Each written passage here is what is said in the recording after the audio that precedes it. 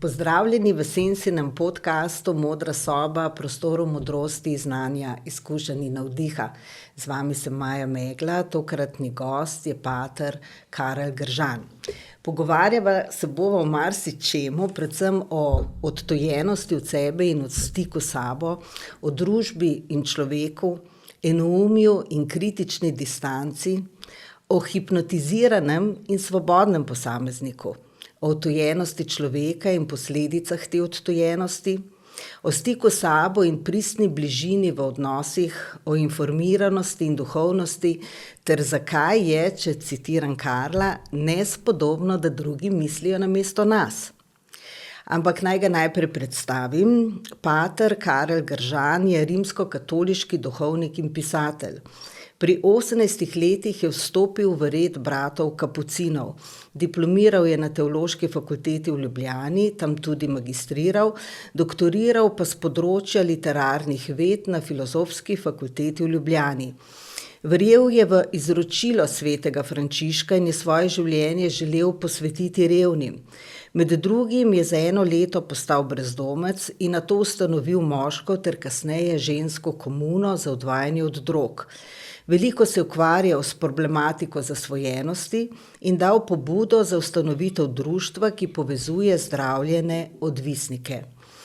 Po letu 2004, ko je prejel v soupravo župnijo Jurklošter, je tam v starodavnih ostankih Kartuzije s pomočjo strokovnjakov prišel do več odkritij.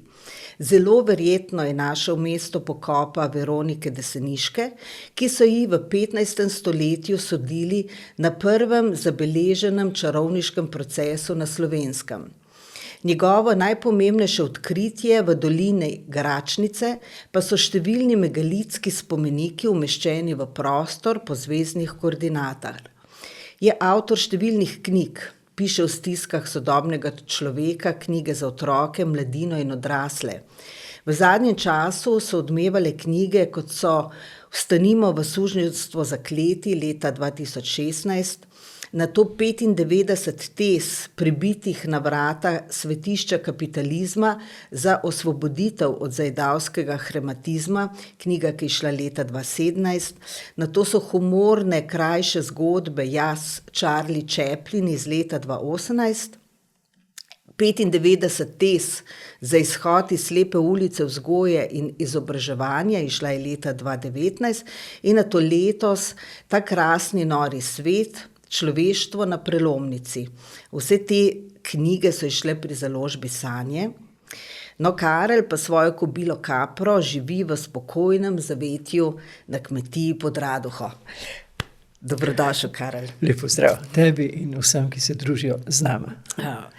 Karel, za uvod sem jaz v bistvu res bi spregovorila tako o 2 temah, o odtujenosti od samega sebe in o pristnem stiku samih sabo.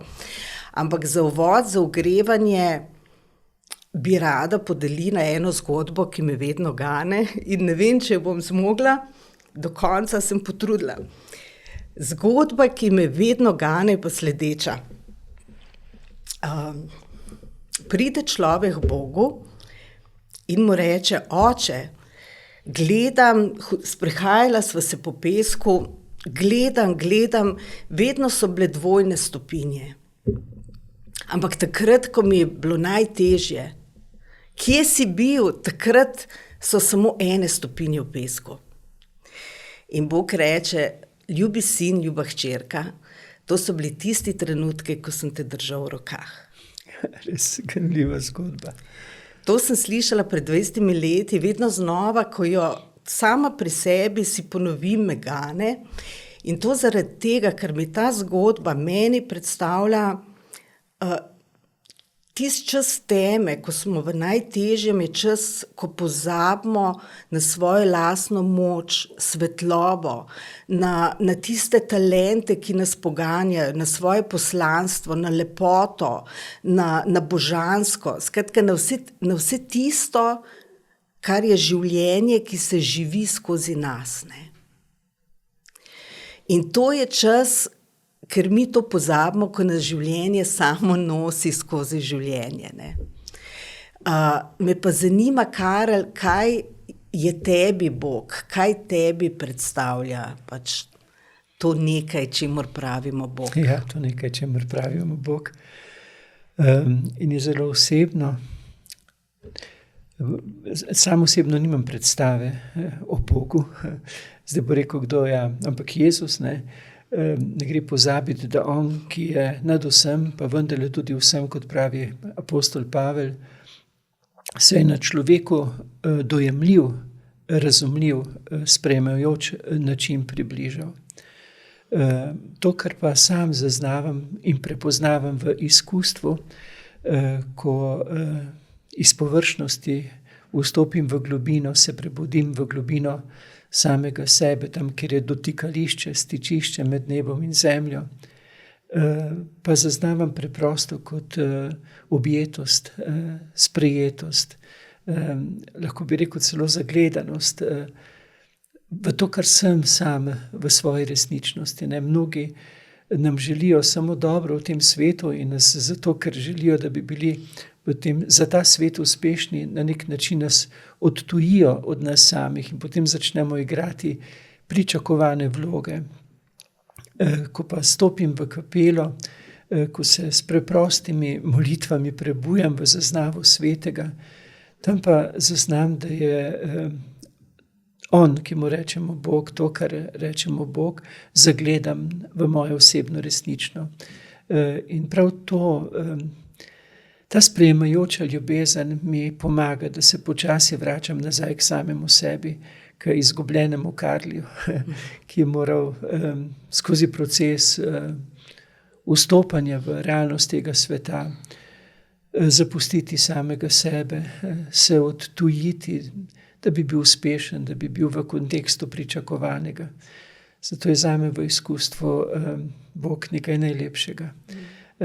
Tista najbolj globoka osebna intima, moj jaz v njegovem jazu, moja ljubezen v njegovi ljubezni, je ta sveta enost, je ta zlitost v enost. Brez tega ne morem. Zato se moj dan začne in moj dan konča v prebujanju, v ta objem, v ta občutek globoke sprejetosti, ki mi je potem tudi na nek način me odprl to, da sem zvedal, da iščem vsakem človeku njegovo osebno resnično, ker mi je potem tako lepo, ker potem nisem tudi ob človeku sam in verjamem, da je tudi on potem ob meni lažje sam svoj, v svoji osebni resničnosti. In to se mi zdi tako lepo. V odnosu do Boga in v odnosu do vsega, v čemer on odseva. Hafiz pravi v eni svoji pesmi, da se je Bog odel v raznolike stvari, da se je lahko igral. Ja, in ni odet samo v podobo človeka, ne? Je to v podobo vsega, kar nas obdaja, kar utripa v življenju in lepo je biti sočuten, zaznaven, igriv v tem odnosu. To je zame približno to, kar rečemo Bog. Zdaj smo nekako, se mi zdi, kar oba nekaj ganjena. Ja, Kaj pa ta ganjenost, ki običajno spremlja ali pa pogosto spremlja to globok, tisti globi stik s tem, kar ti zdaj opisuješ, ne? Običajno pogosto pride do te ganjenosti, ko se odzove celota bitja, ne? Ja, ker v bistvu je nekaj podobnega, kot takrat, ko prideš domov, ne? Ko prideš v svoj dom, pa si ganjen. Ko prideš k samemu sebi, ne? Iz odtujenosti, si ganjen, ker prideš domov. In ker tam toliko tega najdeš v pristnosti, v domačnosti, v prijetnosti, v toplini, v žlahtnosti, v tem, kar iščeš, v tem, po čemer si hrepenel, pa mogoče nisi niti znal najti poti nazaj, ker si še vedno mogel igrati vlogo pričakovanega, ne. Ja, zdaj se seveda tu zastavlja vprašanje, kaj te napoti k tebi samemu. Ne vem, mogoče, ko nisi mogel več igrati, ko nisi mogel več ustrezati, ko si sicer skušal ustrezati, biti priden. Sam se spomnim recimo pred tistim letom, ki si ga omenila, ko sem stopil na ceste sveta kot brezdomec. Ne. Mene je vedno pritegoval lik svetega Frančiška Asiškega, njega pa je pritegovala zgodba Jezusa, ki ni živel v neki varni hiši oziroma nekem samostanu, ampak je dejansko stopil, kot bi rekel Stanko Majcen, naš veliki dramatik, mislec in mistik, na blatne in prašne ceste tega sveta, da je bil sočuteč, sopotnik tistih, ki so na cestah sveta. To je potem ponovil, oziroma to je bil navdih za svetega Frančiška in tudi mene je vedno znova pritegovalo to sopotništvo, ne, in sem si izprosil, potem ko sem si izprosil tisto leto, da sem lahko živel brez centa v žepu, in to je bilo najbolj fantastično leto, najbolj uresničeno leto mojega redovništva, ne. Takrat sploh ne vem, kako sem prišel zdaj na to leto, ne, takrat sem bil to, kar sem. Nisem igral vlog, pričakovanih vlog, in tudi ljudje, ki so me takrat srečali, so zapustili pričakovane vloge in so bili v pristnosti, in to je bilo tako lepo, bi rekel, prebujeno bratstvo v sočutenju, v sopotništvu, ne. Ampak žal nisem imel dovolj vere, zaupanja, in potem je bilo to leto samo leto in ne več. No, ali so prišle pač kakšne druge situacije, ki nas preizkušajo, ampak zdajle, ko to pripoveduješ, sem se spomnila ene meni zelo ljube misli od Dalajlame, ki sem jo zelo pogosto navajala in ker je tako navdihujoča. Bilo je v 80-ih letih, neka nemška revija je opravila intervju z Dalajlamo in na koncu čisto na koncu intervjuja ga ta novinar vpraša Dalajlamo, za katerega vemo, da se vedno smeji, on je ta utelešena radost, ne, res se vedno smeji. Dobrovoljen je, prijazen, ljubezniv, hihotav, razigran. In seveda ga je novinar vprašal, kako je to mogoče, kako je lahko res vedno tak. Jaz sem bila z njim parkrat po cel mesec. On je res vedno tak, kako je to mogoče? In potem mu Dalajlama odgovori preprosto, zato ker sem vedno to, kar sem. Pristen, ja. Ja. On ne igra, nima vlog, nima mask, pač je to, kar je, v pristnosti svojega bitja, in to prinese tisto svobodo. Ja. Se spomnim, ko je pripovedoval, ne, ker oni imajo obroke določene, ne, vmes pa nič, ne, in potem ga je en vprašal, in kaj, če pride vmes skušnjava, da bi vzel kakšen kolaček, kaj naredite? In je odgovoril, vzamem ga. Torej pristno, ne, torej iz tiste šablone je šel v igrivost, v pristnost, in to je res nekaj zelo osvobajajočega, ne. Ko nisi več tu sam sebi in ker je potem ti vse bližnje, ne, to je v bistvu bilo tudi napotilo že v Delfih, delfskega svetišča, ne, na Apolonovem templju je pisalo, človek spoznaj samega sebe, ne. Ampak ta Apolonov tempelj je na nek način predstavljal zunanjo strukturo človeka. In človek je bil povabljen, da vstopi v notrino, ne samo templja, ampak samega sebe.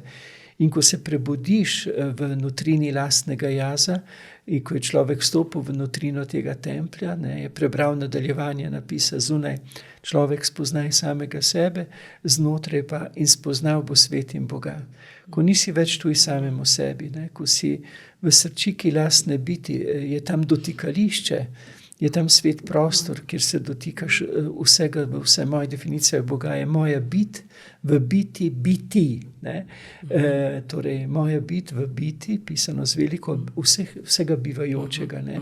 Tam se dogaja ta igrivost, ampak mi dejansko se moramo povrniti, nam mora nekdo pomagati, da se povrnemo v srčiko lastne biti. In civilizacija, ki se prebuja, verjamem, da bo dala velik poudarek prvič, nikogar izgnati od samega sebe, ne? Vsakega prepoznati v čudnosti in zato čudovitosti in čudežnosti njegove osebnosti, in potem tistim, ki pa so na nek način bili že odgnani, pomagati sprejemajočo ljubeznijo, da se bodo povrnili nazaj k sebi. Ne? Ker tisti, ki želijo manipulirati, kaj najprej naredijo? Izženejo nas od nas samih, ker tuji samim sebi zelo lahko igramo vloge, ki nam jih pripišajo ali napišajo ali pa zapovejo tujci. A lahko, Karel, mi to malček bolj razpreš pa pojasniš, v čem se kaže ta odtujenost od samega sebe v sedanjem času, v sodobni družbi? Mogoče najprej, kako to uspejo narediti. Ne? Starš želi otroku samo dobro. In je zato zelo pozoren, ali otrok ustreza normativom uspešnosti tega sveta. In ker mu želi samo dobro, če ne ustreza dejansko, mu starš govori otroku predvsem samo to, kar ni dobro, ker mu želi dobro. Ne? In otrok, veste, je zelo intuitiven, zaznaven in otrok vidi, v čem ga starš pričakuje, da bo potrjen kot vreden. Vsak od nas pa želi biti vreden. In to je en zelo, bi rekel, pretkan način, kako nas oddaljijo iz srčike naše biti v pričakovano vlogo. Ker seveda tisto, kar zmoreš, potem pokažeš in potem se to začne potem seveda še mnogo intenzivneje v procesu izobraževanja. Ne? Ja, mi dva imamo tukaj kavico, ne, če bi imela tule recimo zelišča, raznolika zelišča, pa tule vroča voda in bi si vsak izmed naju naredil svojo kombinacijo čaja z ne vem katerimi zelišči, potem ko bi poskusila čaj, bi rekla, moj čaj pa je dober za to in to. Ne?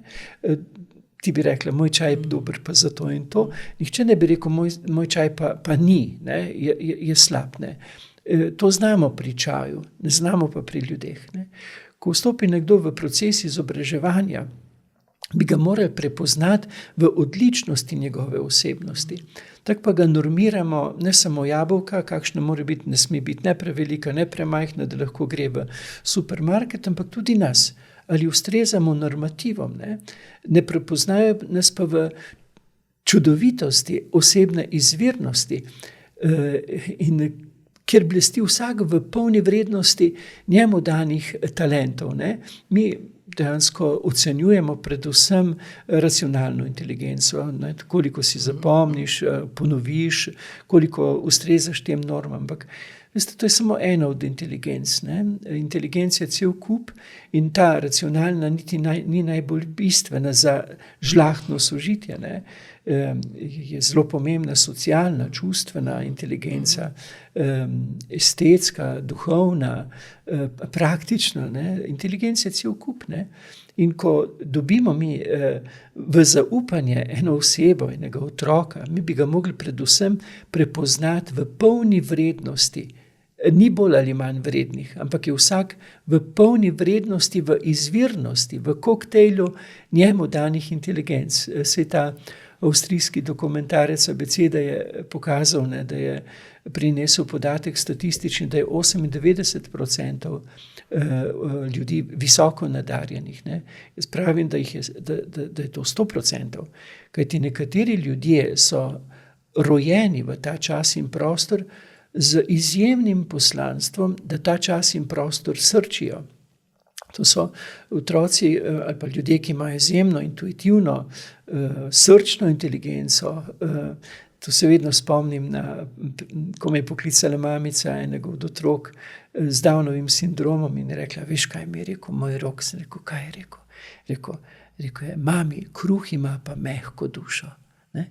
To bi pripisali mogoče Neži Maurer, Tonetu Pavčku. Ne, to je rekel otrok, ki je bil vrojen v ta čas in prostor, da bi ta čas in prostor srčil, ne?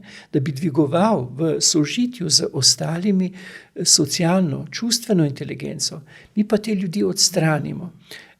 Mi je pripovedovala Desa Muk, ki je delala na začetku kot v nekem vrtcu, kjer je bila kombinacija, kjer so bili otroci z posebnimi potrebami, taki, ki teh posebnih potreb niso imeli. To je velika past, na katero bom opozoril. In bile so tudi skupine brez posebnih potreb. Ne? In reka, kako visoko, višjo inteligenco, čustveno, socialno so razvili otroci v kombinirani skupini. Ampak kje je zdaj tukaj? Ne? Vsak otrok, če je oseben, je poseben. Ne? In že to, ko mi rečemo, ta pa je s posebnimi potrebami, smo pokazali, da smo pa končno one pa druge pa uvrstili v industrijsko proizvodnost, vzgoje in izobraževanje, ker niso več posebni, torej, ampak smo jim zbrisali posebnost in jih bomo lahko na nek splošen način ocenjevali. Ne? Tu je ena silna past, v katero nas ujamejo, ampak zavest se prebuja.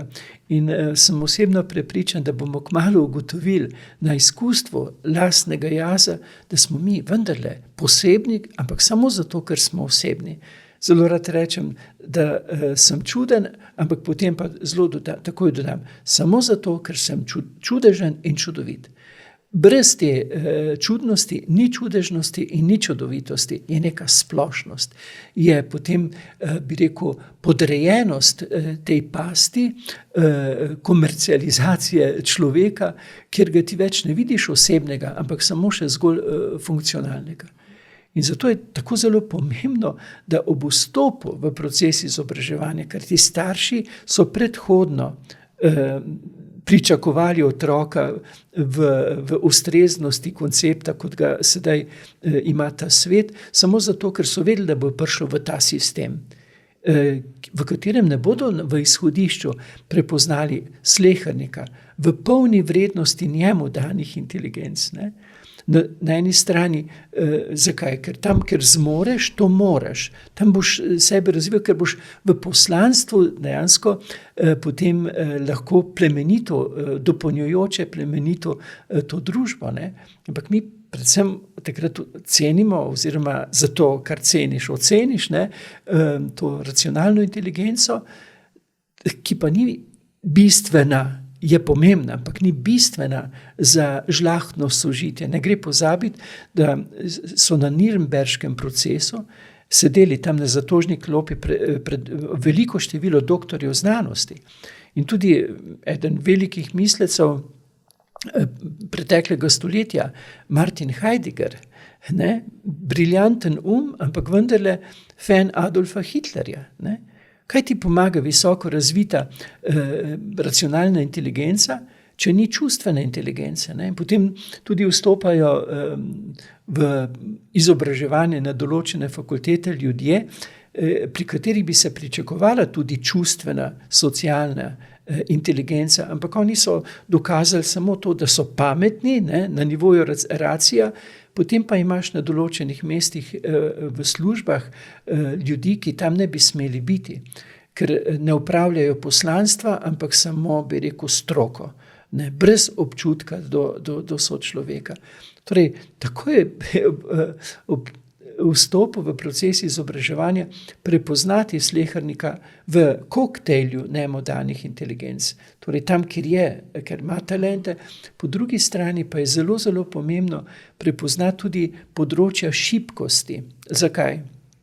Ker je področje šibkosti vzgojni optimum za usposabljanje dopolnjevanja in sodelovanja. Imamo levo pa desno roko, imamo uspešno in manj uspešno področje svojega življenja. Tam, kjer sem uspešen, bom pomagal, tam, kjer je nekdo manj uspešen, ampak tudi on bo pomagal meni tam, ker sem jaz manj uspešen. Torej, iz koncepta izključevanja gremo v koncept dopolnjevanja, predvsem pa, bi rekel, spoštljivega odnosa do polne vrednosti slehernika v izvirnosti njegove osebnosti.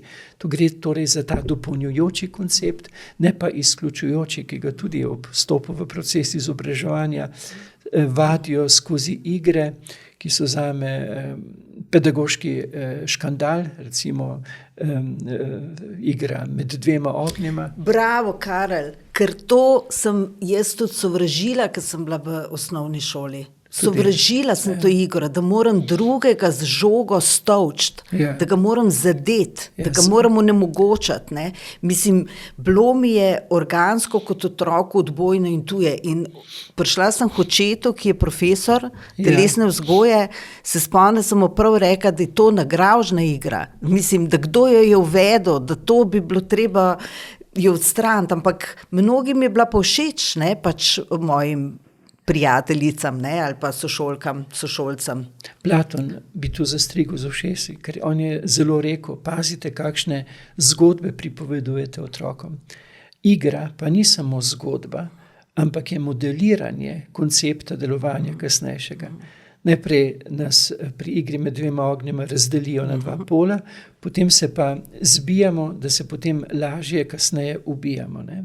To, kar smo priča, ne, v teh vojnah, ne, enega oblečejo v modro uniformo, enega zeleno in potem človeka zbija oziroma potem kasneje ubija. Ne. In nastanejo naši in vaši. Ja, ampak zato je rekel Platon, ne, pazite, kakšne zgodbe. To so manipulativne zgodbe, v katere nas ujamejo zato, da potem lahko z nami ravnajo kot ni dostojno za človečnost, ne? Ampak nam so že vtisnili v tiste občutljive možgane koncept delovanja. Zato je Platon opozarjal, pazite, kakšne zgodbe pripovedujete, mi pa te zgodbe ne samo pripovedujemo, ampak jih že igramo. In bom povedal potem model, ne, ki se tudi dogaja v kontekstu izobraževanja. V neki občini potem župan časti zaključni razred osnovne šole z paintballom. Ne. To pomeni, se veste, tisto obstreljevanje in eden od nadebudnih udeležencev tega mi je rekel, kak sem ga šicnil v glavo, ful je bilo dobro, škoda, da ni bilo zares. Ne? Veste, kaj je to? Ne? Ampak to je še vedno zaključni izlet, mislim, da je še vedno v kontekstu izobraževanja. Če se v kontekstu izobraževanja vtisne v otrokovo nezavedno in zavedno koncept dvobojevanja, da se potem z veliko lahkoto pokličejo na nabor in rečejo, streljal boš na ono stran, kjer so ne naši.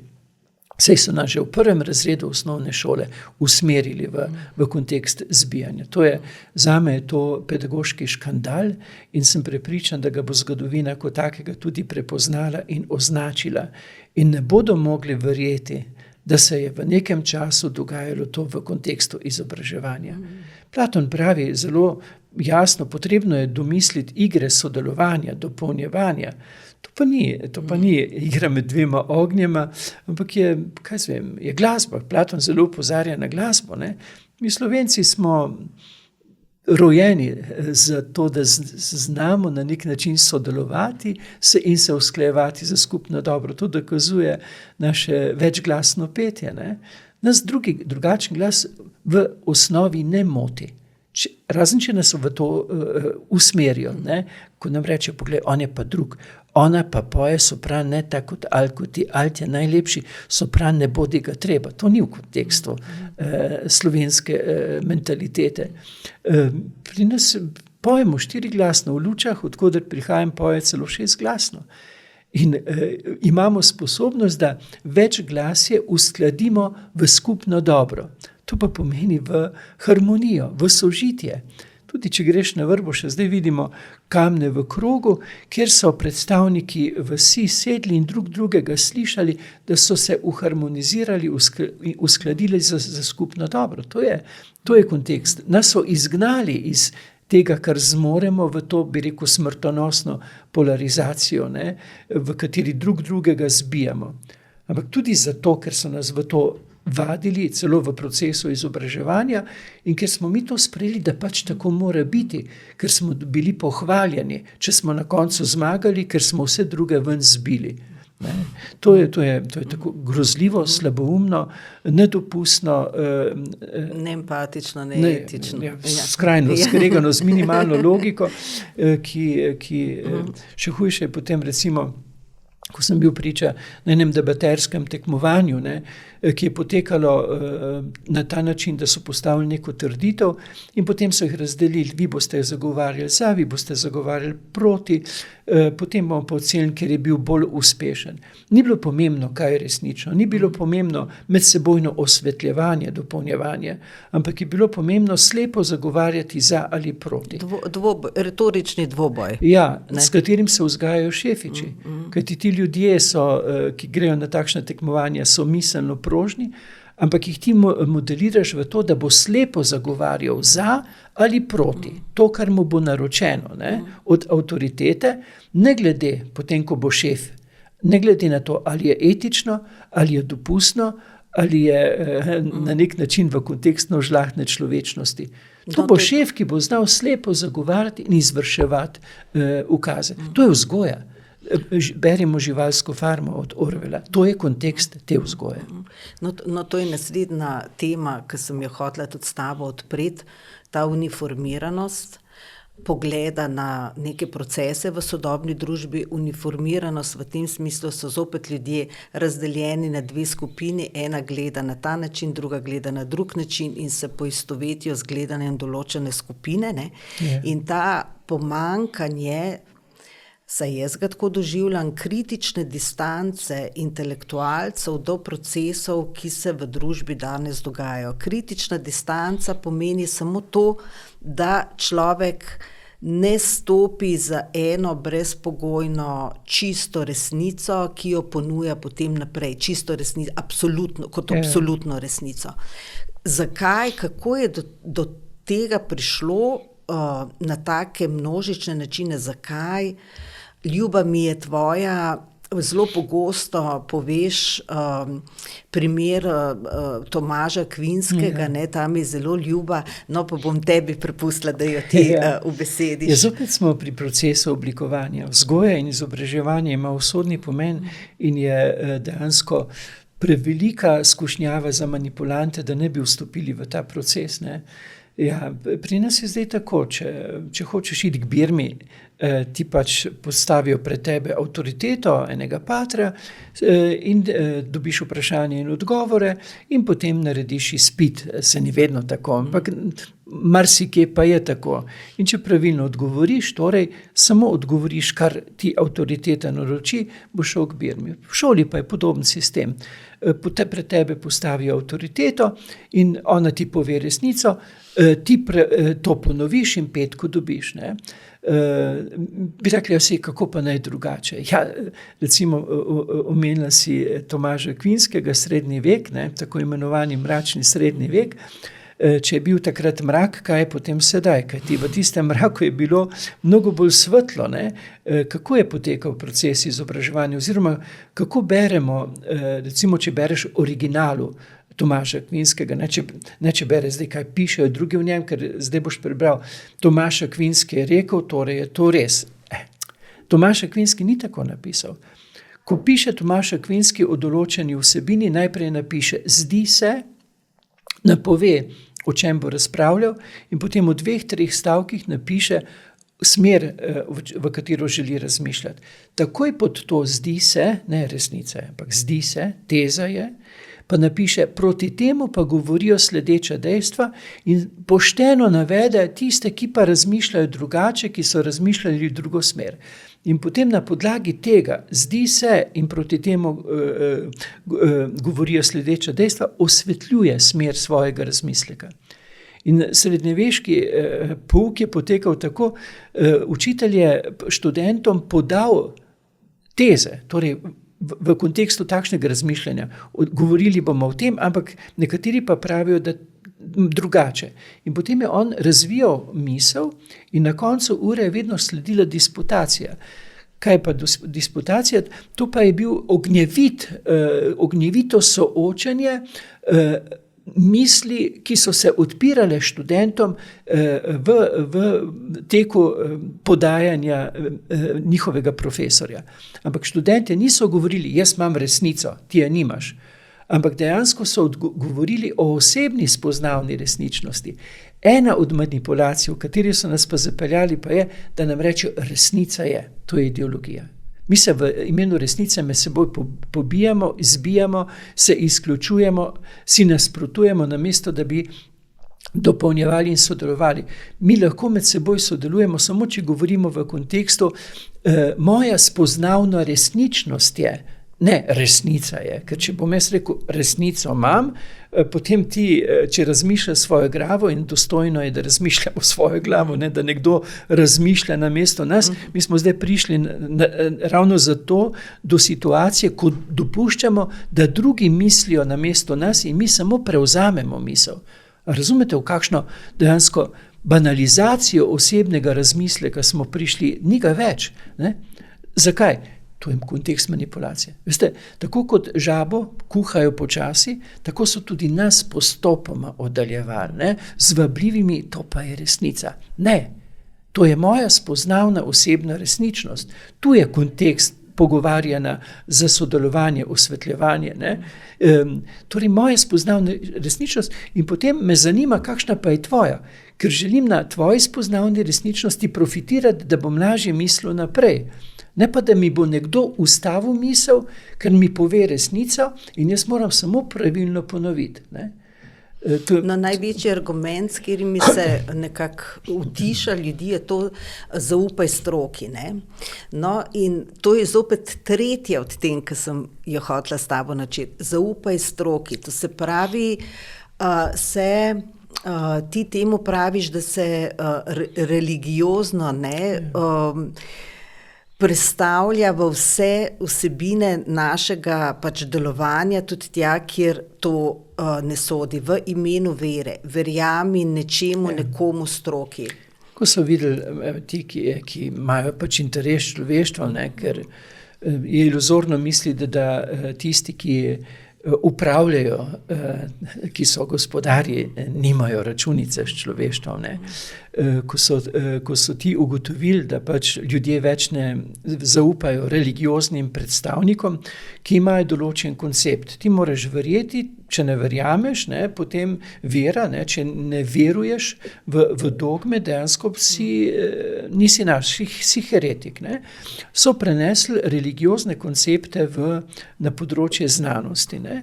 In v zadnjem obdobju smo bili priče, da ni bilo dopuščeno, znanstven dvom ni bil več dopuščen. In takrat sem zelo resno razmišljal, da bi se odpovedal nazivu doktorja znanosti, ker znanosti ni brez znanstvenega dvoma.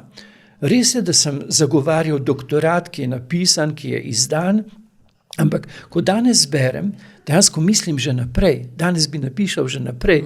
Zakaj? Ker se o marsičem prevprašujem in se moram, znanstven dvom mora biti soočanje pestrosti misli, da lahko mislimo naprej.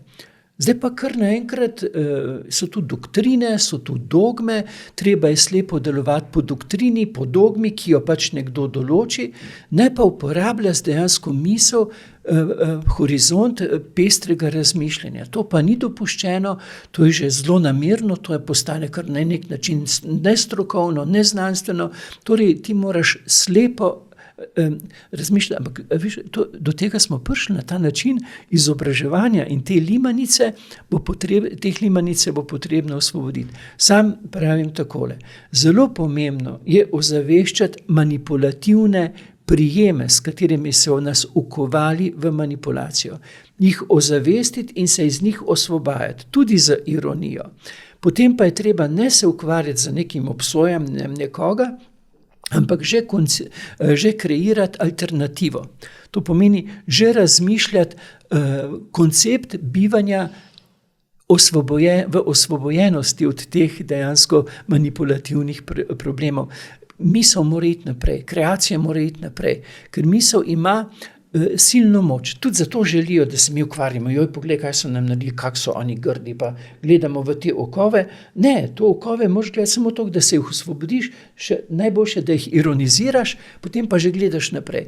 Ker misel kreira, misel ima silno moč. Pravijo, trije miselno prebujeni prebudijo kvantni premik zavesti. Zato oni, ki želijo nas ohranjati v suženjstvu, ujete, ne želijo, da joj poglej, on je grd, tisti je grd, in potem beremo samo te škandalozne novice, namesto da bi mislili naprej. Mi moramo misliti naprej. Sam obdobje, v katerem smo, zelo rad primerjam tistemu poročanju, kako Mojzes pelje ljudstvo skozi Rdeče morje, ne, iz ene dežele v drugo deželo. Če si zdaj predstavljamo, na obeh, na levi in desni, so bile visoke stene voda, zadaj faraonova vojska. Ampak kaj so morali ljudje gledati? Če bi gledali, veste, tiste vodne stene, bi jih strah zalil, tudi če jih ne bi voda. Če se spomnimo še ene svetopisemske zgodbe, Lot izpelje svojo družino iz Sodome in Gomore. In kaj je bilo naročeno? Ne se ozirati nazaj. Lotova žena tega ne upošteva, se ozre nazaj in okameni. Strah nas okameni. Kaj mora ljudstvo gledati? Ljudstvo mora gledati naprej, fokusirati novo deželo, tam, kamor jih je vodila pot. Tudi mi moramo misliti prebujeno človečnost. Zato nas strašijo z leve in desne, ampak mi moramo gledati prebujeno človečnost. Z ironijo opazovati res smešne koncepte manipulacije, nekaj sva jih omenila, se jih osvobajati, že kreirati. Ampak veste, zavese prebuja. Jaz sem veliki optimist. Jaz tudi, absolutno. Pred začetkom šolskega leta, tam koncem avgusta, so me povabili v telovadnico prve osnovne šole, kjer je bilo zbrano, rekli so 1000 učiteljev srednjih osnovnih šol in pa vzgojiteljev vrtca. Ob meni sta bil en pedagog in ena pravnica in še mene so povabili in sem govoril prav v tej smeri. To pomeni, še pred časom je to bilo nepredstavljivo. Zdaj pa pomeni, da so me povabili, da so poslušali, to pomeni, da se zavest se odpira in mi moramo kreirati prebujeno človečnost, mi moramo ironizirati dejansko smešne koncepte, ki so pa res, da sem se spomnil na atensko šolo. Atenska šola, mi mislimo, tam pa je bilo šele, če je bil srednji vek mračen, potem atenska šola je gotovo pa bila v čisti temi, kje pa, Kaj je bilo pomembno v atenski šoli? Učitelj je podal učencem samo temeljna spoznanja, orodje za razmislek. Potem pa se je sprehajal z njimi po stebrniku. Zdaj pravijo, da je gibanje, nevrostrokovnjaki, da je gibanje sprošča procese razmisleka. Takrat tega niso vedeli iz teorije, ampak so vedeli iz prakse. Zato se je sprehajal učitelj po stebrniku. Zakaj po stebrniku? Zato, ker so stebri predstavljali temeljna spoznanja. Ampak arhitektura se je vrednotila po horizontu med stebri in učitelj se je vrednotil po zastavljanju pravih vprašanj. Ampak ta vprašanja, Bog ne daj, da bi bila takšna, da bi učenec ponovil, kar mu je on povedal. Prava vprašanja so bila tista, ki so na podlagi posredovanih vedenj pomagala učencu misliti naprej. To je bila veličina učitelja. Zato je Sokrat pač bil obsojen na smrt, ker je bil specialist v tem, da je pomagal misliti naprej. Mi mislimo, pomembni so pravi odgovori. Pomembna so prava vprašanja, ki nam dajo misliti naprej, kajti naša civilizacija je dejansko zašla v slepo ulico. In zdaj bo potrebno pomagati misliti naprej. Tu je, da sem se spomnil, moj duhovni oče je bil Taras Kermauner, duhovnik. Zdaj ravno tega sem hotela dodati. Meni tudi zelo ljub Taras. Sva se tudi eno obdobje družila in debatirala, zelo rad je ta svoj vinček teran natočil v glaže in potem debatiral. To zgodbo, ki si jo tudi parkrat v različnih prilikah omenil, kako se je hodval na tebe, ko si se enkrat z njim strinjal in on je bil zelo goreč, strasten človek in se je razburil, kaj bom s tabo počel, če ne misliš svojo glavo. To je veličina učitelja. pomagati misliti za svojo glavo, ne ponavljati. Ne? Vse to imamo, te informacije imamo, vse temeljne informacije potrebno podati. Ampak pomembno je zastavljati vprašanja, ki pomagajo misliti naprej posamezniku. Ne? In veličina učitelja je ravno v tem. In sem prepričan, da bo v prihodnosti poslanstvo učitelja v usposobljenosti zastavljanja pravih vprašanj. Nekomu, ki ima svojo pot, svojo smer. Ne? Sej, ko je tam v atenski šoli učitelj zastavljal vprašanje, on je prepoznal poslanstvo posameznega otroka in je vedel tudi, s čim ga mora opremiti, ker je videl, v čem razmišlja. Če pa mi poslušamo samo to, kako nam nekdo pravilno ponovi, se ga ne prepoznamo. A te lahko recimo vprašam za en primer, zdaj se mi porodil, kako bi ti usmeril nekoga v tem konkretni zgodbi, ki jo bom zdaj podelila. Ker imaš tudi zelo velik čut do živalic in do tega, na kakšen način so v klavnicah pač grozljivo. Imaš tudi čut do tega. No? Ko sem bila še otrok, odraščajoča pubertetnica, sem postala vegetarijanka. Ne?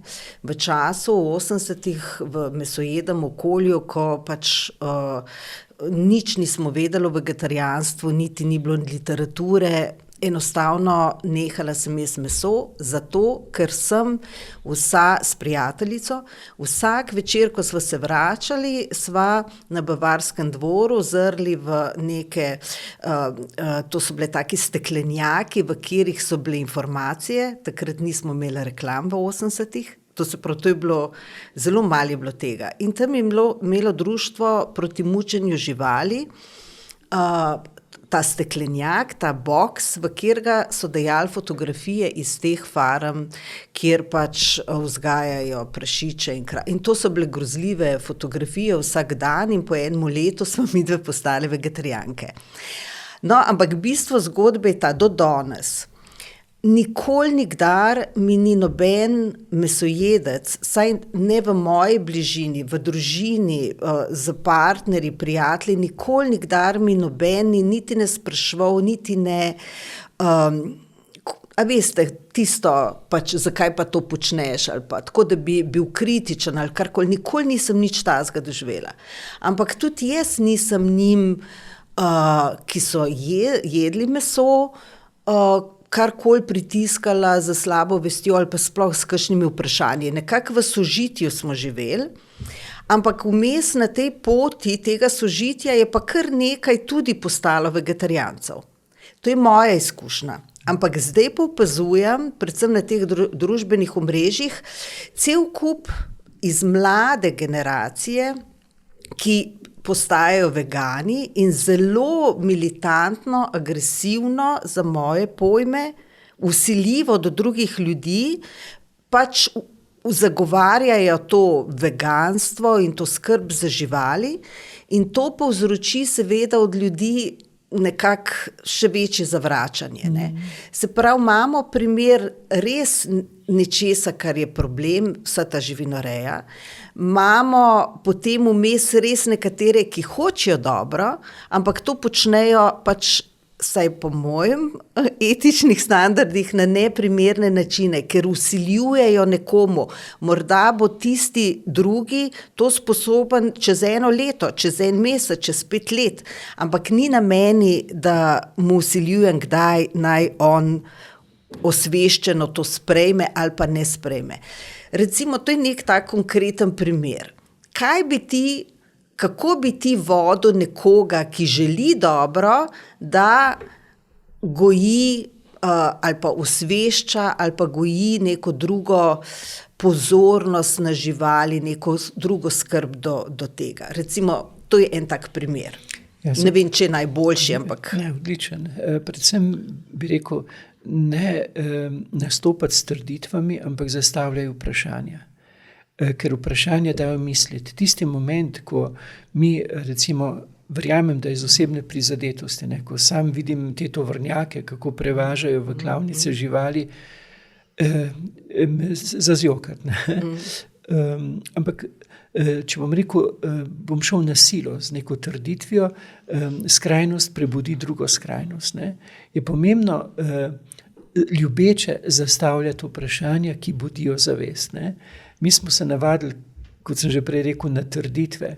Mi moramo dejansko se navaditi zastavljati vprašanje, ki bodo prebujala zavest. Pomembna so prava vprašanja, ki ti dajo misliti, ne.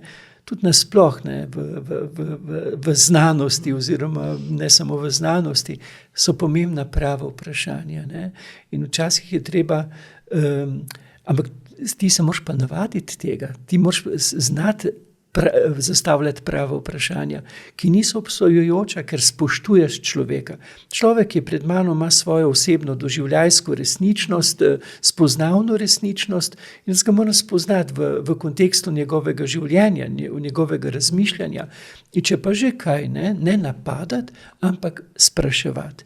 Ampak ne pričakovati, da bom zdaj pa, da bo samo njemu odprl vid. Mogoče bo tudi on v meni odprl kakšno vid. Vedno mora biti obojestranska odprtost. Ne, jaz zmagoviti za resnico, ti pa tisti, ki ga moram na takšen ali drugačen način tudi na finta vprašanj dejansko dobiti na svojo stran. Ne, zastavljati vprašanja in ko mi bo on odgovoril, bo dal tudi meni misliti. Predvsem pa je pomembno v medsebojnem odnosu tista spoštljivost. Bom rekel, ko rečem poniznost, ne pomeni ponižanost, ampak spoštljivost, bi rekel sklonjenost, naklonjenost do nekoga v njegovi življenjski zgodbi, ne, zaradi katere mi pripoveduje tako, ne, in mogoče je bil tudi ogrožen, zato je še bolj bojevit, ne, zagovarja to resnico, ne. Razorožil ga bom v njegovi bojevitosti z odprtostjo vprašanj, ne, ki mu bodo dala misliti, ne. Veste, ta manipulacija je zelo huda z ideologijo resnice, ne, ker nas so kar navadili, da imam jaz resnico. Prav, ja. Jaz imam prav, ampak seveda to, kar je resnica pisano z veliko, tej se približujemo, ko drug drugemu osvetljujemo svoje resničnosti in smo ponižni v tistem žlahtnem pomenu, kar pomeni spoštljivi, odprti, poslušajoči, skušati v želji biti razumevajoči, ne? Da razumeš drugega v njegovi zgodbi življenja. Ta agresija, jaz imam prav, ti si pa tu, ne? Tudi ko gre v odnosu do živali, ne? Ampak je pa to res problem, ne? Meni je zelo, zelo žal, da so, ker tam živim na Solčavskem, v Zgornji Savinjski dolini med kmeti in nekdaj je žival ni vedela, kdaj bo njen konec, ker so naredili to prvič obredno, drugič pa zelo diskretno, ne. Kaj pa zdaj, ne? Za Slovence je bila dovolj ena nora krava, če je bila, ne, ker se je pojavila tam nekaj, ker je bližu in poizvedujem, po moji presoji ni bila, ne, ampak je bila dovolj ena nora krava, da zdaj zgranjajo strašljivi teror. Ne? Ste pogledali, da je kravici v oči? Ne? To je taka duša noter. To je tudi problem cerkve. Ne? Živali nimajo duše, prosim vas lepo. A je lahko Bog, ki je duh, ustvaril karkoli brez dimenzije lastne biti, brez razsežnosti duha? Mi smo dolžni drug drugega spoštljivati. Najprej vzameš dušo živali, potem pa delaš brezdušno s človekom. Ja, vse kaj pa delajo zdaj z nami?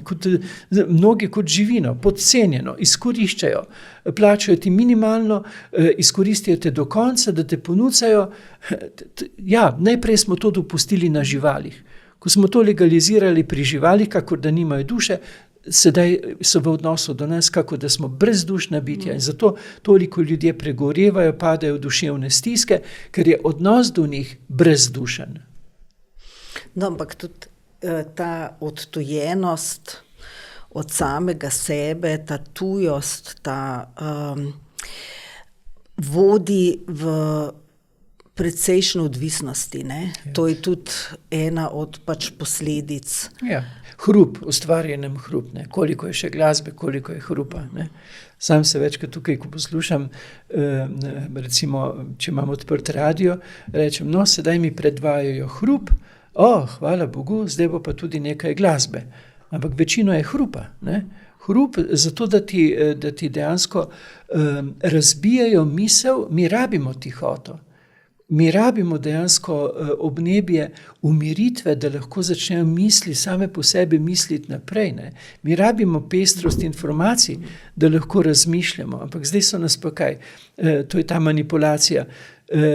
Torej, človeku dati za plačilo minimalca. Zakaj? Ker si mu s tem zožil horizont razmišljanja. On bo razmišljal samo, kako priti od tega skozi mesec, ne? Od tega dne do tistega dne skozi mesec. Vmes mu bilda slab občutek, slabo vest, si kriv, ker otroci niso vzgojeni, ker otroci niso uspešni, si kriv, da nimaš boljše službe, si kar naprej kriv. In tako preizčrpan, preizžet človek, ko pride domov, kaj naredi? Da glavo vključi televizijo in lahko so nadaljevanke oziroma ti resničnosti šovi čim bolj bedasti, da lahko norost tega sveta, norost, ki jo gleda preko ekranov, dejansko prekrije, da realno norost zdrži. To so manipulativni primeri, to je manipulacija, to je zloraba človeka. V človeku denar nima v zadju fiktivne vrednosti, nima dobene podlage. Bi lahko da komod 200-300 evrov več, ampak ne, ker je koncept manipulacije minimalec, da zožimo razmislek, slab občutek, strah, ne? To so orodja manipulantov, ne? Ampak se vedno bolj prepoznavajo. Zakaj? Ker se zavest prebuja. Tudi budisti pravijo, da vstopamo iz obdobja zadremanosti v stanje v obdobje budnosti. In dejansko opažam to pri vedno večjem številu ljudi. Ampak kaj opozarjam zopet? Samo prepoznajte prijeme manipulacij. Ironizirajte manipulante. Veste, tisti, ki manipulirajo, financirajo celo znanstvene konference, kjer obravnavajo probleme, ki so jih oni povzročili. Oni imajo nič proti znanstvenim razpravam. Celo jih organizirajo v eksotičnih krajih, v luksuznih hotelih. To vse plačajo. Ne prenesejo pa, da ozavestimo to in ironiziramo. Ker ironizacija je koncept osvobajanja. Zakaj so imeli nekdaj prebujeni vladarji dvorne norčke? Jih spremljamo od faraonov pa do 18. stoletja. Kaj je bilo poslanstvo dvornega norčka? Se ni bilo poslanstvo dvornega norčka biti zabavljač kralju oziroma vladarju. Ne. Dvorni norček je bil visoko cenjena služba. To je bil, kot bi mi danes rekli, supervizor. To je bila oseba, ki je bila izbrana, ker je bila miselno izjemno pronicljiva. Ne? Ker je bila etično nesporna in ker je bila obdarjena z umetnostjo ironizacije, ki osvobaja. In kaj je bilo poslanstvo dvornega norčka? Če je videl, da želi vladar narediti neko potezo, ki bi bila nedopustna, kaj je naredil? Šel je k vladarju in mu je najprej izrazil poklon. O, vladar, ti, ki si znan po tem in mu je mal podpihal tisto dobro, podpihal je žerjavico dobrega in potem je pa ironiziral, a si predstavljaš, da bi.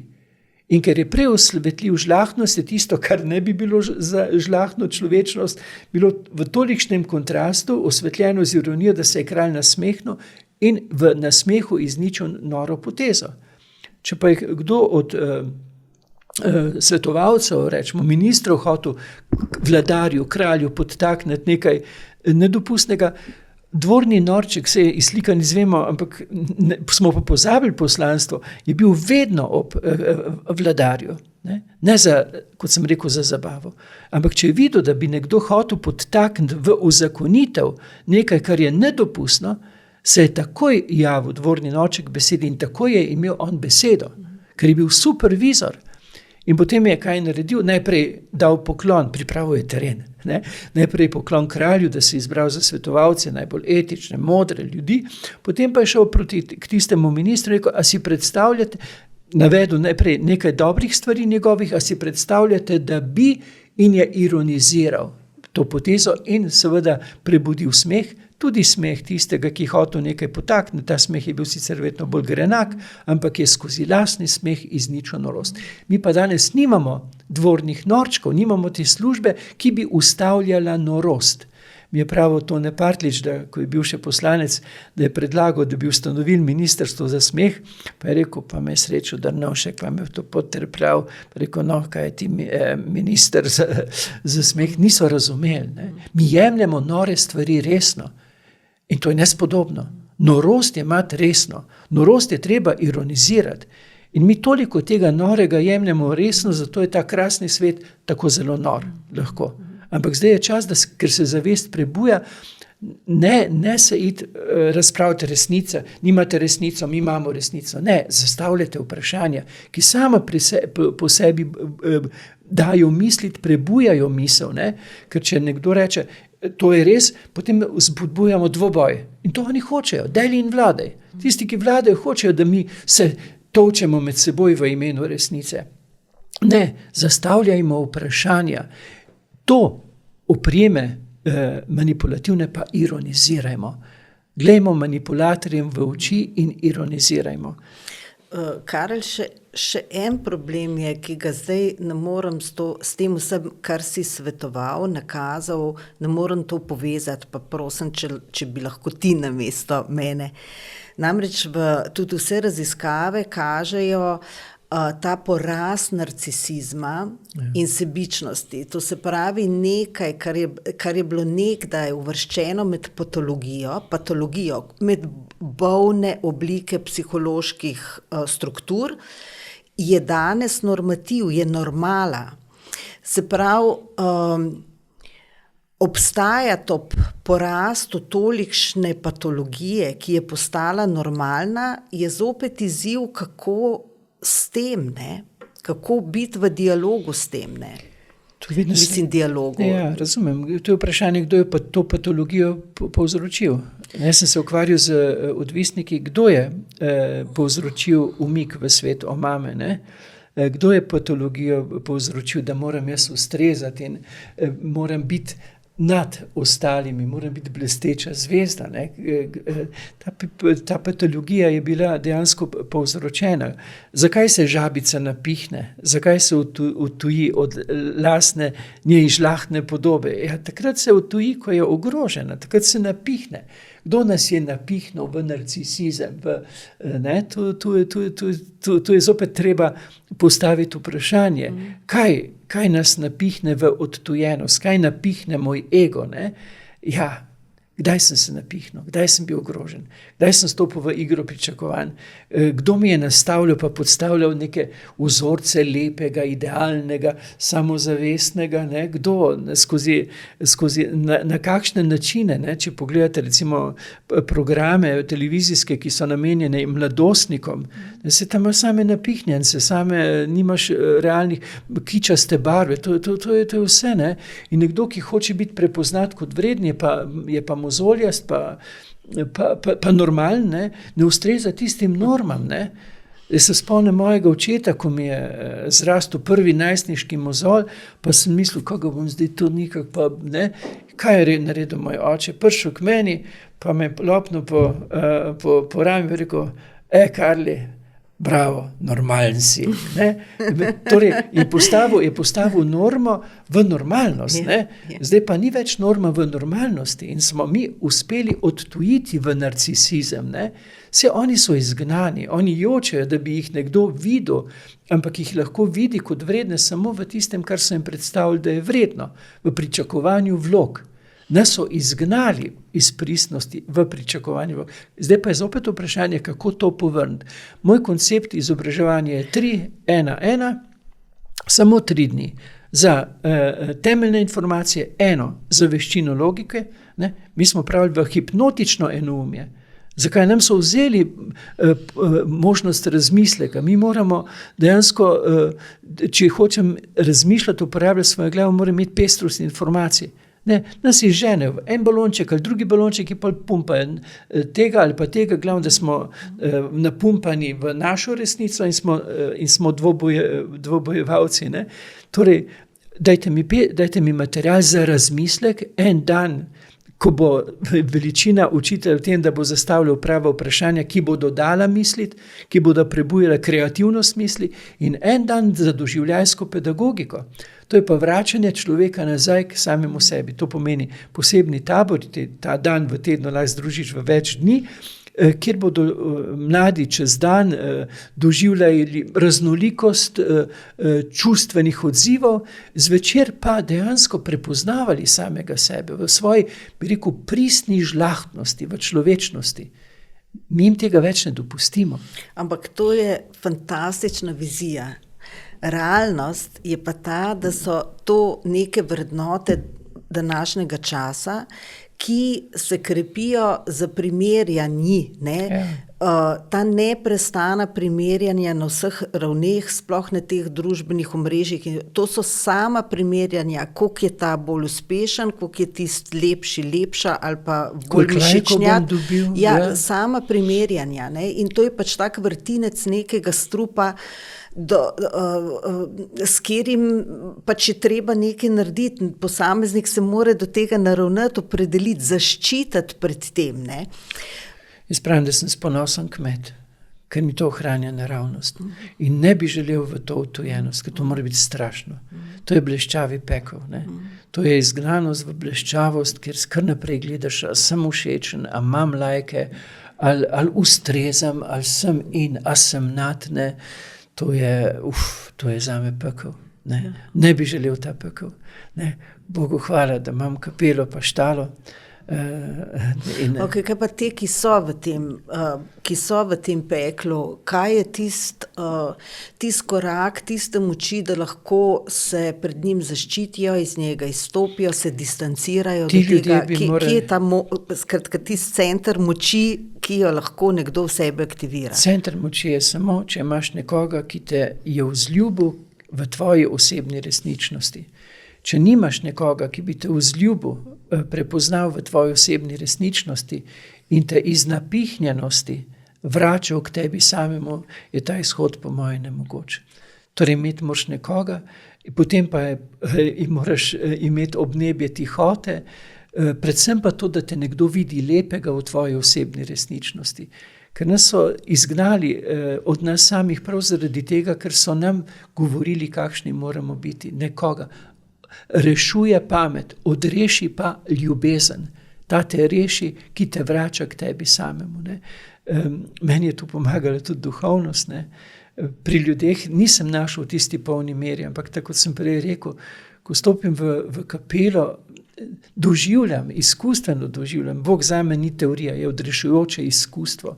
Kako me, bi rekel, išče, gleda, ljubi v moji osebni resničnosti. In to je meni tisti vzorec, po katerem moram tudi sam iskati tisto, kar je za to fantastično masko v tistem človeku osebno resnično. Ne? In veste, prihajajo mnogi, ki želijo samo ta pogled, da bi jih končno nekdo videl v njih samem, ker so od tega narejanja, od tega igranja so tako neskončno utrujeni, tako neizmerno osamljeni sami in tako globoko zaradi tega žalostni. Ne? A misliš morda, zdaj se mi tako trnilo, Karel, ker si tudi prej nekako pojasnjeval, kako borba proti nečemu, ne, verjetno tisto drugo samo ojača, prestavi v neka dvobojevanja in tako, in kako je pomembno te neke vzporedne nove prakse, nove resničnosti. To je odlično, to je to. To je nove prakse, ja. Recimo, da bi... Ja, nimam več toliko energije, ampak da bi recimo, ali pa, mogoče, na Konjskem vrhu, ne, med poletjem, recimo, kot ena recimo, koncept tega, da se začne, ja, nek tip, hvala, ker si mi dala misliti, bom razmišljal. To sem ti že drugič. Že pred enim letom, ja. Res.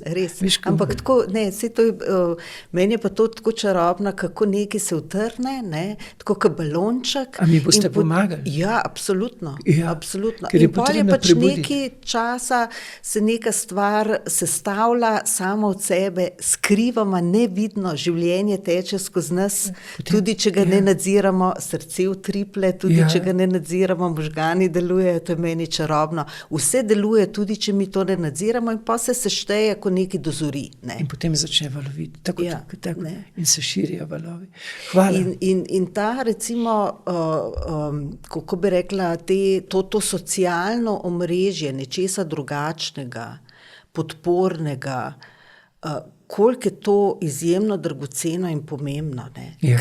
Ker v samota tudi, zato ker tista tišina je tudi pomembna, zato da mi okrepimo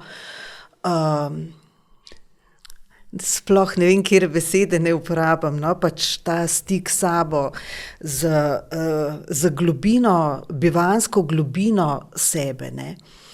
In je to seveda zelo pomembno, samo te socialni stiki, to socialno mrežje, ne samo z ljudmi, tudi z živimi biti in z naravo, z celoto vsega, ne. To je pa tudi pomembno in zelo manjka. Veš kaj je, čas je dozorel za to. Ja. Trenutek nas, dejansko to je tako, ko prije pomlad in podpre, da se prebudi novo življenje. Mi smo prišli v trenutek, ki kliče, da se nekaj novega prebudi. Ne? Veš, na začetku, ko si omenil pač Frančiška, ne? Ja. Meni je prišel v roke, ko sem imela 16, moje okolje je popolnoma neverno, ne krščansko, ne katoliško, jaz sem bila v izrazito nekrščanskem okolju. Ne? Tako, ampak skozi svoje raziskovanja, karkoli mi pride knjižica od Frančiška in ko berem in ko sem ga brala, ta njegov stik z gospo Luno in soncem in s kamni in živalmi, to je mene zaznamovalo. Ta stik res z vsem stvarstvom. Ne. Vsi smo bratje, sestre, tudi Luna, voda, zrak. Ja, no in zdajle nedavno, poleti, zelo rada, ljubi prostor mi je Gos Martuljk, zelo čaroben. In ga vsako leto ljubim bolj, zato ker je tam špik, ki je kot piramida in jaz ga doživljam kot varuha, ki bdi nad vsem, ne? Tako zelo intimno, globoko. In zdaj poleti, ko sem bila tam in sem pač odhajala po enem tednu bivanja nazaj v realnost svojega doma, sem šla na zadnji sprehod in ko hodam, se poslavljam. Adijo, Nisem bila tega to vedno adijo špik, adijo drevo, tam je bilo neko drevo, ki mi je bilo ljubo, adijo studenec, se vidimo, tako in šele pol, ko sem se vrnila tam k skupini in je nekdo vprašal, kje sem bila, sem nekaj pač posloviti sem se šla od vseh, ne. Tako in so tako zelo prikupno reagirali vsi, ne, da to je pa res pač hecan, ne. Videla sem, da to ljudje ne počnejo, no, zavedala sem se, da počnem nekaj, kar ni toliko običajno, ne. Ampak Karel, to je nekaj meni najlepšega, ko sem nekje ta stik z vsemi temi elementi, ki me obkrožajo in pa se od njih tudi poslovim. Po 3 letih bivanja na Konjskem vrhu, ko sem se nekega večera vrnila domov, sem dozorel v zaznavo in sem zaznal, da so vsa tista drevesa, posebej stara drevesa, v odnosu do mene, da imajo do mene osebni odnos. Ne?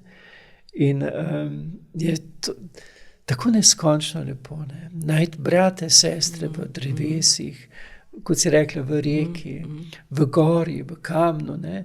Tam ti si bila že pri meni doma in veš, tam je veliko kamnov, ampak vsak tisti kamen, vsak megalit je zgodba, ima poseben odnos, je tam na začetku tisti piramidalni kamen, ki dejansko preveri. Ne? Neverjetno. Ne? Saj sem rekel, a je lahko on, ki je nad vsem, apostol Pavel je napisal, tudi v vsem. Ne? Je igriv, je v odnosu. Ne? Saj krščanstvo ima Sveto Trojico, ampak ne samo krščanstvo, to so tudi nekrščanske religije, imajo Boga v odnosu igrivosti, v trojstvu. Ne? Bog je igriv in se res želi biti v odnosnosti med vsem, kar nas obdaja, igriv. In to je tisto najdenje svobode. V tem zelo lepo piše Indijanci, Aboriđini, govorijo o tem, in mi verjamem, da se bomo iz izgnanstva vrnili k temu, kajti zavest se prebuja.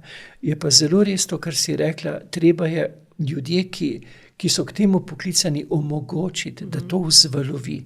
Torej ne samo sanjati, ampak tudi udejaniti, kajti ideja je danes za to, da jo udejaniš. Povezati se tukaj in udejanjati, kreirati. Ne samo v mislih, ampak misel naj prebudi tudi dejanje. A lahko, Karel, si vem, da je to zelo težko, ampak če je mogoče, da saj odbereva par zelo bolj konkretnih nasvetov za ljudi, ne? Kako si saj na začetku v nekih korakih pomagati. Recimo, vprašanje tebi, kako si ohranil tako brezkompromisen stik s sabo, da si v okolju svoje družine, recimo, ki pač ni bilo tako verno, kot so neka druga okolja, kljub temu si se odločil za duhovniški poklic in te je na koncu družina to tudi sprejela. Ampak to je bila kar potrebna neka moč notranja za nek tak korak.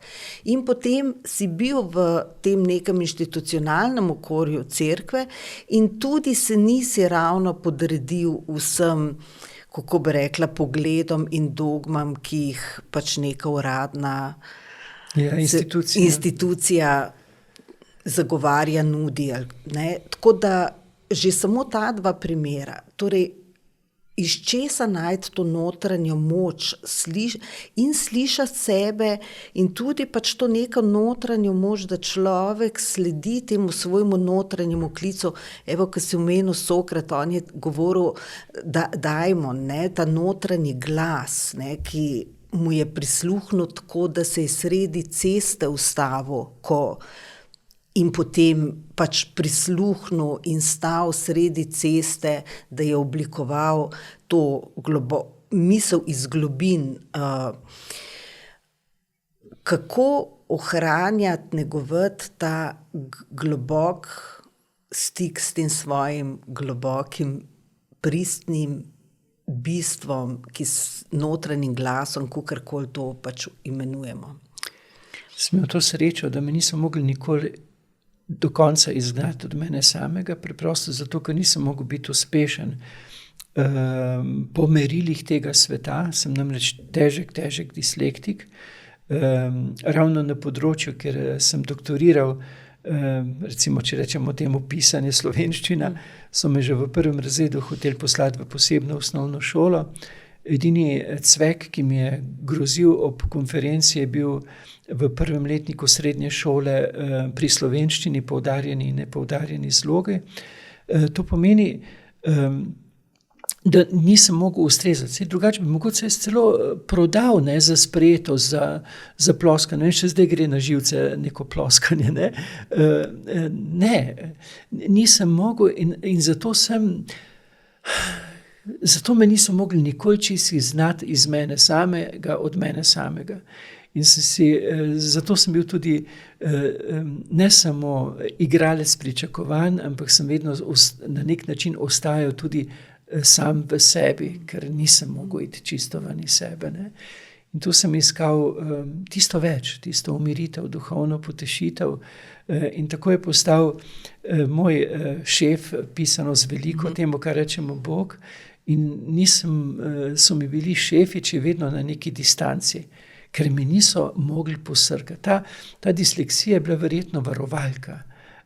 Obenem pa mi je omogočila največje uvide, ker nisem mogel misliti utirjeno. Sam pravim, da so geniji ljudje z napako, ker ne moreš misliti, bi rekel, po pravilnem postopku, ampak ti do dobrega rezultata iščeš in ko iščeš, so tu številna odkritja, ne.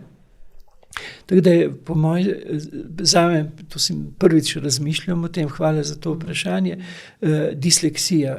Zdaj, zadnja knjiga, ki sem jo napisal, kakor na nebu, tako na zemlji, zvezdne poti, se na drugem mestu zahvalim disleksiji, ker brez nje ne bi prišel, ne bi našel nove dežele, ne bi našel številnih uvidov in ne nazadnje ne bi našel tudi samega sebe. Vedno sem še bil, niso me mogli izgnati čisto iz mene samega, ker niso me mogli, ker nisem zmogel ustrezati pričakovanjem, v katere bi mogel popolnoma vstopiti in sebe dejansko zapustiti. Zato sem bil še vedno nekje upet v lastni jaz in ko si pa v notrini lastnega jaza, tam je pa stičišče med nebom in zemljo, tam si že ena definicija je moja bit v biti, je pa tudi moj jaz v jazu jazov. Ne? To pomeni, tam sem bil še vedno upet v tisti božanski del samega sebe. Ne? In verjetno mi je to pomagalo, so imeli pa zaradi tega institucije z mano vedno težave, ne? Ker nisem mogel ustrezati, se predati šefičem, ampak je zame šef tisti, ki se piše z veliko začetnico in to je ljubezen. Ne? A ni to čarobno, Karel, kako je nekaj, kar je bilo lahko za nas recimo v otroštvu, v odraščanju največje breme, kamen ali pa neka peklenska izkušnja, preizkušnja, travma, rana, nekaj hudega, lahko potem, zato ker smo mogli s tem preživeti cel obrant, razviti zaščito sebe samega, marsikaj, ne, nas je pritisnilo, da smo razvili in je to potem kasneje skozi življenje postala naša največja moč, arzenal tiste moči ali pa, ne vem, recimo razprl nas je v empatijo, v to sočutje, ne. Že to je neizmerno bogatstvo. Zaradi nečesa hudega, kar se nam je pač dogodilo skozi odraščanje, ne. Tako da tisto, kar deluje kot nekaj hudega, minus se je potem skozi življenje izkazalo kot, ne samo kot plus, ampak kot vir naše moči lahko. Tudi ne bi nikoli recimo napisal teh 95 tez za izhod iz slepe ulice, vzgoje in izobraževanja, če ne bi doživel, kako je v sleherniku, tudi takrat v meni, potreba, da me vidijo vrednega. Ne? Vsak starš želi slišati, da ima zlatega otroka. In vsak otrok želi videti strani oseb zaupanja in ljubezni, da ima polno vrednost, da je zlata vreden. Ne? In če jaz ne bi doživel tega, recimo, ko so poklicali mamo v šolo, pa ker sem pisal črke na vse možne in nemožne načine. Ne? Ker nisem videl razlike. Jaz nisem videl razlike pri črki N, ali je tako prav ali tako. Zdaj ta hip še zdaj ne vem, čeprav sem doktoriral na slovenistiki, ne znam, nimam zdaj točno v glavi, ker je tudi malo utrujena, se že upravičujem. To je tudi koncept, ne? Ne? Se še vedno moramo pričevati. Ne, kaj bi pa? Tako je tako, vseeno. Ja, ampak če se človek upraviči z enega čuta do drugega in meni je to lepo. Če se pa upravičuje za to, da svojo masko pa neko lepo podobo sebe ohranja, to pa ni pol. Vedno je namen tak, ki odtehta. Ampak sem videl, recimo, se spomnim, recimo, kako lepo natančno sem prepisoval črko v prvem razredu, ker sem hotel biti pohvaljen, prepoznan kot vreden od strani moje učiteljice, ne. Ampak še zdaj se spomnim, ko je prišla k mojemu sošolcu, ki je sedel ob mene, ga je pohvalila. Ne. Pa je pa prišla do mene pa rekla, kaj pa je to, in je približno polovico nejo prečrtala. Ne. Jaz nisem videl razlike, nisem videl. In veste, kakšen dahal je to? To je dahal, dobesedno. Ko ne vidiš razlike, je pa pol prečrtano, ti vidiš vse isto. Ne? In potem pokličejo starše in potem starš te gleda, ki ti želi vse dobro, te gleda nesrečno, je res moj otrok tak, se ne reče butast. Ampak ti vidiš, da nisi. Vsak otrok pa mora videti, da je v njemu danih talentih. Zato sem rekel, prepoznajte slehernika, to, kako zdaj ocenjuje šole. V prihodnosti se bojo držali za glavo in bojo rekli, a je bilo to mogoče? Ne? Kako je bilo to nazadovanje, atenska šola, srednjevrška šola? Potem to, a je to mogoče? Ne? Z rdečo ne more biti napisana, se je lahko napiše samo 5. Vse ostale ocene ne smejo biti pisane z rdečo. Je to težko razumeti? Ne, ni težko, če ti veš, da se tam nekdo za nekaj trudil, pa ni zmogel na tistem področju, ker pač na tistem področju ne samo, da nima talenta, mogoče ima talent, pa je genij, pa ne more misliti po utečeni poti in bo zato odkril, ne, če lahko povem primer mojega prenečaka, v tem času COVID zapor, ne vem, kjer razred se učijo odštevanje stotic, ne, in je, pač ga je zanimalo, v šoli se še niso učili in je na svoj način, čisto na svoj način, pogruntal odštevanje stotic. Sam nisem vedel, kako je prišel do tega rezultata in potem sem poslal to prijatelju Rudiju Mogetu, profesor matematike in znanstveniku Andreju Deteli, in sta mi odpisali genialno. Fant, dečko je odkril sam 3 matematične aksiome. Ne? In potem nečakinja pošlje, pač boj, da je tudi takole prav, ampak odgovor je bil, naj ne dela svojo glavo, ker ga bo že učiteljica naučila, kako je pravilno. Ne? Utirjeno. Ne? Uniformirano. Uniformirano. Ampak čas se prebuja.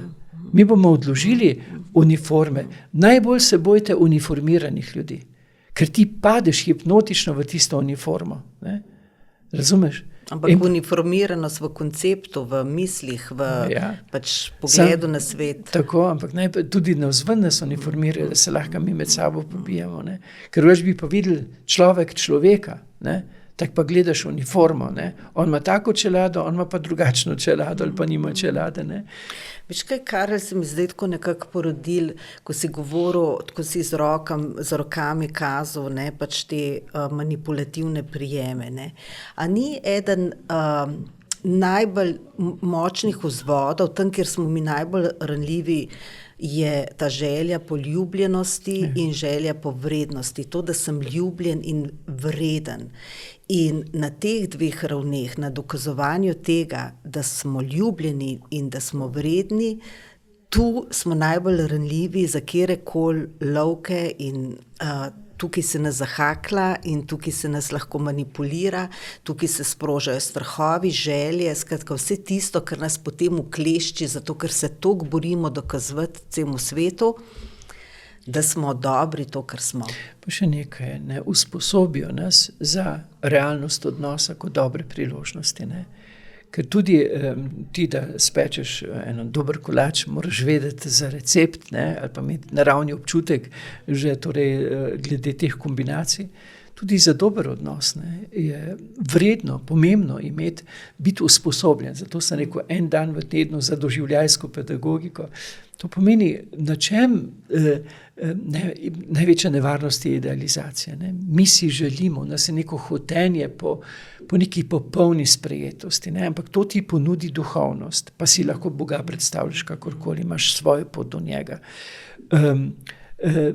Ker pa tega ni, potem vnesemo koncept idealizacije v nekega človeka. Mi smo pa drugemu samo 2 se zaznata kot zanimiva, dobra priložnost za rast v odnosu, ki se pa dogaja v preraščanju tudi skozi krizne situacije. Ne, prvo to, potem pa, da odnos lahko gradimo na eni osnovi, to pa je, da se med seboj spoštujemo, da smo pravični, da smo odgovorni. Ne. Osnova vsakega odnosa je, da imaš ti poosebljeno spoštljivost do drugega, ne, pravičnost, odgovornost. Potem pa še določene sestavine, ki ti pomagajo. Recimo, ko sem prej govoril o dvornih norčkih, ne, najprej je pohvalil, da ne gremo skozi koncept te negativne pedagogike, ne, ker nam so kar naprej govorili, kaj še ni. Ne. Če mi imamo potem ta privzgojen občutek, kaj še ni v odnosu in govorimo samo to, kaj še ni, odnos ubijamo. Ne. Meni je rekla Gabi Čačinovič Vogrinčič, je rekla 5:1 je razmerje. Ko si enemu povedal, lej, to je, hvala ti za to, tu si čudovit, a bi lahko mogoče to. Ti imaš potem moč, da ti isto recimo premik narediš. Če pa ker želim samo dobro, ti govorim samo to, kaj ni dobro, pa ubijamo odnos. Ne? Ampak mi moramo vaditi. Meni so mladi v komuni rekli, da bi rabo vsaj 3 leta komune, da bi se navadil videti to, kar je, ne samo videti, ampak poosebljeno biti hvaležen, da bom se lažje soočil s tistim, kar ni pri meni in pri bližnjih in v situacijah sveta. Ampak jaz to vadim zdaj že 10 let, pa mi še vedno ne gre. Ne, če bi pa vadil to od otroštva, bi pa mogoče lažje bilo, ne. Recimo to, potem, da opazimo, koliko krasnega okrog nas. Pravijo, da je za zadovoljstvo v življenju pomembno na dan ozavestiti vsaj 12 stvari, zakaj sem pa lahko hvaležen situaciji. Potem, da se ne pogovarjamo več v imenu resnice, ne, v medsebojnih odnosih. Jaz imam prav, ti nimaš, in pol se deremo drug na drugega, na fronti se streljajo, tu se pa deremo. Zakaj se deremo? Ker želim biti slišan, ker je v meni muka, ker hočem biti slišan. Ampak ne morem biti slišan, če govorim, res je, to je tvoja osebna spoznavna resnica. Mi moramo znati govoriti, od resnic moramo priti v govorenje osebna spoznavna resničnost, osebna doživljajska resničnost. Ne tak si, ampak tako sem te doživel. Ne? Ampak to so orodje, ki bi jih nam morali kot veščino pomagati poosebiti v otroštvu, nam pa jih ne. In ne kritizirati osebe, temveč nekega dejanja, neko dejanje, ki ga je nekdo storil, neke naravnanosti, ne pa njega kot osebe. In tudi vedno se vprašati, kaj je v ozadju, da je to storil. Ne? Skušati uvideti njegovo zgodbo, to je pa odnos ljubezni, da mu pomagaš z pristopom, ki se ga naučiš izpeljati. Ker vsako dejanje je pokazatelj mene samega. Ne? Tudi ko naredim oslarijo, je zato, ker sem nevešč, ker nisem še moder, ker ko drugega ranim. Zakaj z drugega ranim? Kdaj drugemu težim? Ko me nekaj teži.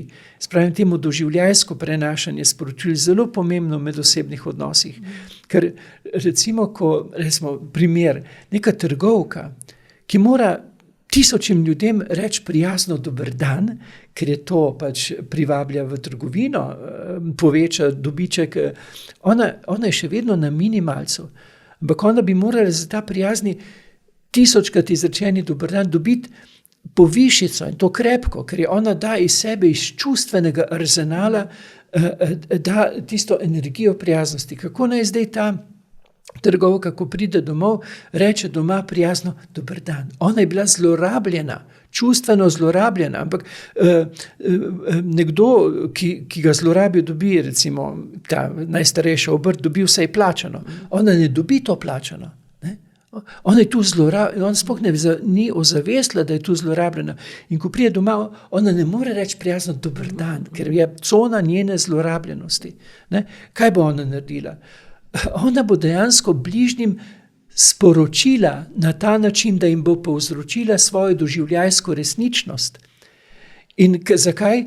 In bo slabe volje, bo tečna, bo nelagodna. Moja mama je bila trgovka, na blagajni je delala, sprejemati je mogla dohodne klice. In ko je prišla domov, vedno nekaj ni bilo. Ali čevlji niso bili zloženi, pol smo sestro čevlje zložila, pol ni bilo pred hišo pometena, smo pometla. Ne, ona je nam sporočila na ta način, da je povzročila svojo doživljajsko resničnost, ker je prišla domov in v tistem, kar je bila ona, ni zmogla biti sama. Mi težimo, ko nas nekaj teži. Mi smo zbodljivi, ko nas nekaj zbada. Ampak mi nismo zvadili koncepta doživljajskega prenašanja sporočil in potem se odzovemo kak? Spet si tečna, sem si lahko prijazna, sam do nas ne moreš biti prijazna. Spet nam težiš. Ne? To je dialog obstreljevanja. Nas bi mogli navajati dialog sočutja. Kaj te teži? Ne pa dodati, ker mi teži, te težiš, ne? Ampak kaj te teži? Ker mi bližnjim na simbolni ravni jim sporočamo svojo doživljajsko resničnost, ki niti ne znamo mogoče izraziti. A so nas se učili pogovarjati o naši izražati doživljajsko resničnost? Sem se učili, kako je bilo v šoli, si naredil nalogo, si se pripravil, ne, funkcionalno, ne pa doživljajsko. Mi se bomo morali zopet učiti zastaviti doživljajska vprašanja. Še čustvenega sveta nismo sposobni niti ne zaznavati mi sami, kaj šele izražati, recimo. Ne? Že tukaj se zapletemo in pademo. Ne? In potem sodimo. Recimo, jeza je nedovoljena, ki je neprijetna. Ne? Jeza je pokazatelj. Fantastično. Čist fantastično.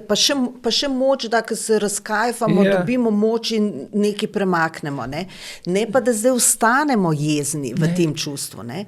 Ampak če to mi razumemo, recimo zato sem rekel, tisti en dan v teden doživljajska pedagogika, ko bi se mladi potem zvečer ob ognju pogovarjali, kaj sem doživel, bi prepoznavali posamezna čustva, da je pokazatelj, ne?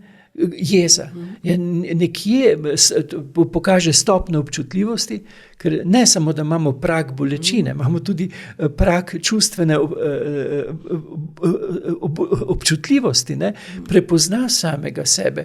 Obenem pa, kaj je to v meni povzročilo, kje so bila prekoračena tisto, ko sem rekel, osnova je spoštljivost, pravičnost, odgovornost. Mi moramo to prepoznati, ampak ne zdaj na nivoju zopet še enega ocenjevanega predmeta, ki teče na nivoju teorije, ampak doživljajske pedagogike. In ko bomo hoteli ljudem res dobro, jim bomo omogočili te tabore doživljajske pedagogike. Dokler pa tega ne omogočamo, pedagogi naj vejo, mislim tiste strokovnjake, ki imajo ključ v rokah za to, da imajo radi mlade samo funkcionalno za izvrševanje tistih nalog, ki bodo profitabilne pač za nekoga. Veš, kaj se mi včasih tako kot v prispodobi zdi, ne, kot da imamo dostop do mnogoterih inštrumentov, znamo igrati na nekaj njih, iz česar nastanejo čisto zanimive stvaritve, ampak recimo jaz si želim poslušati orkester, jaz si želim poslušati simfonijo, jaz si želim biti Beethoven. Tako da, in to je ta radovednost in širitev osvajati pač vse te ostale elemente, s katerimi lahko v življenju proizvedeš simfonijo. Orkestriramo. In potem, ko se to prepleta, ti inštrumenti, ker smo res, bi nekdo rekel, kako grejo tolkala skupaj z godali, nekaj tako subtilnega, kot je violina, tam pa nekdo tolče, gre skupaj. Ampak dejansko nas morajo učiti harmonizacije. To o tem govori Platon, ko govori o glasbi, harmonizacije ali pa vaditi ples, usklajevanja, ali pa vaditi, to sem zdaj poslušal nekega alpinista, sem pozabil katerega, navezo, ko gredo v gore, pa se naveže in imaš občutek do najšibkejšega člena podporno, to so vaje sodelovanja in dopolnjevanja in tukaj ne, in dejansko bi rekel, vsaka institucija, vsaka ustanova bi morala imeti zbor na simbolni ravni, kjer bi vadili to usklajevanje, da si ne bi šli sam na živce, na živce si gremo, ker se ne znamo uskladiti, ampak bi vedeli, da morajo pa to malo vaditi. Doživljajska pedagogika, to je vaja, da se potem pa nam pride čisto samo po sebi, da se sopran pa alt pa bas pa tenor, da se ujamejo. Ne samo v zvenenju navzven, ampak tudi v sočutenju, v ravnanju, v sobivanju. To se da, ampak je treba vaditi. Koliko vaje imajo zbori, predvsem pa veste, je treba, to je pa problem, zborovodje. Kdo dirigira to disharmonijo? Kdo dirigira to, da se mi med sabo dejansko dvobojujemo, obkladamo z resnicami, se izključujemo, namesto da bi vadili dopolnjevanje in sodelovanje. Tu bomo morali dejansko prepoznati in ironizirati tiste pajace, ki so res pajaci, ki dejansko počenjajo to in so nas uklenili v te koncepte. Ampak Bogu hvala, dozorel je čas, da te koncepte manipulacije ozaveščamo. Zdaj samo ne smemo preveč gledati v njih pa šimfati tiste ironizirajo, pa se samim v sebi nasmejo, poglej, kak sem bil tukaj, pa kreiraj novost in jo vadi novost. Ne. A lahko sploh še kaj dodava ljudem za popotnico za v naslednje leto? Toliko lepih misli, Karel, toliko lepih misli, res. Vadimo novost, ja. Kreirajmo novost in jo vadimo z ljubečim pogledom v zgodbo slehernika, ker s tem, kar je, nam pripoveduje predvsem, da želi biti v ljubezni rešen in pa zato odrešen. Karel, hvala iz srca. Maja, hvala tebi. Hvala vsakemu, ker ste zgodba življenja, ki bogati. In hvala vsem, ki to poslušajo in hvaležni bomo, saj je za kjerkoli odziv od teh, ki naju bojo poslušali, ker tudi odzivi so zelo dragoceni, navdihujejo in so čarobni. Tebi, Maja, sem pa neizmerno hvaležen za pobudo, da bo ne samo beseda, naj beseda tudi dejanje postane. Prosim za pomoč tebe, pa še marsikoga. Hvala. Z veseljem. Srečno. Srečno.